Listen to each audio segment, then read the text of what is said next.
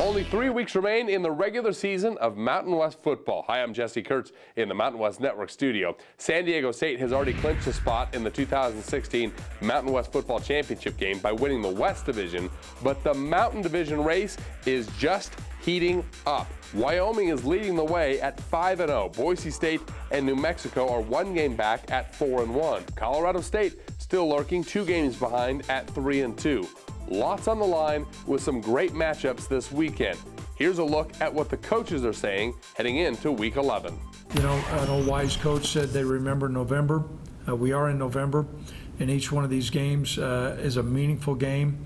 And so that's why we're 0-0, trying to do everything we can to get to 1-0. I told our coaches if that means somebody eats a worm in the locker room to get them fired up, that's what we're going to do. If you're going to be a physical team, you've got to work to prepare for that, and I think that's where they're at now. And you know, and again, it's coming out. You know, it's it's pulling up your pants every single day and just doing things the right way over and over and over. And with the repetitiveness with that comes success. You know, and again, the one thing over the last 2 years leading up into this, we've been in a lot of tight games down to the wire, you know, and in a lot of them, you know, we've just come up short, and we've talked about that. You know, we've talked about finishing, we've talked about starting, but we're in the wheelhouse. We're not far away. I think more of the business approach is really the key.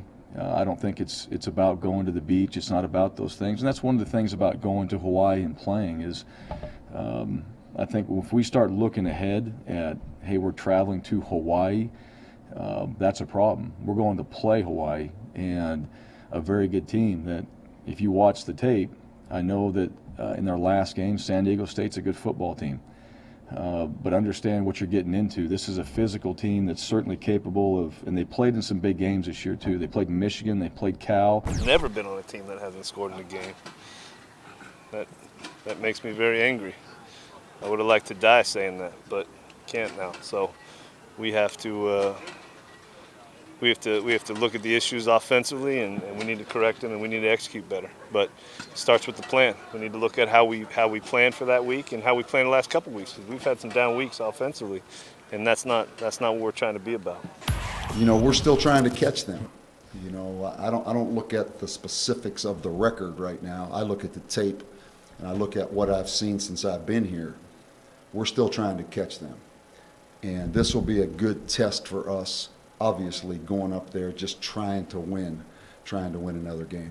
New Mexico's a team that absolutely can capitalize on a missed tackle or a missed assignment in terms of their triple, and have the weapons out, you know, coming out of the backfield, either the quarterbacks or the running backs to be able to hit an explosive on you.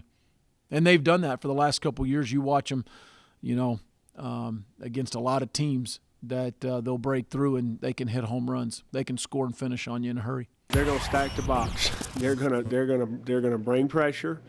They're going to get one more than you have in the box for the run game, and they're going to a lot of times zero out, which you know, put stress on you. You know, now you watch the tape and you watch people take shots on them down the field, but those are low percentage plays.